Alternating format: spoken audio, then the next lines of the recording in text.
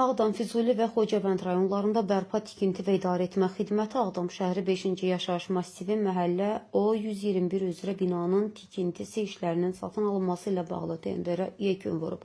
Tenderin qalibi Diller İnşaat Qapalı Səhmdar Cəmiyyəti seçilib.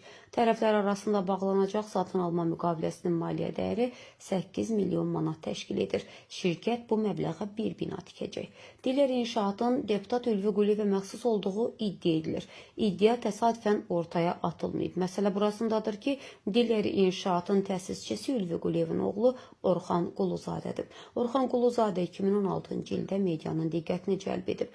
Həmin vaxtlarda onun tikinti biznesinə başladığı və bir neçə şirkəti təsis etdiyi barədə məlumatlar yayılmışdı. Diller İnşaat təkcə tikinti işləri görmür, həmçinin inşaat materiallarının satışını həyata keçirir, eyni zamanda layihələndirmə, interyer dizayn xidmətləri göstərir.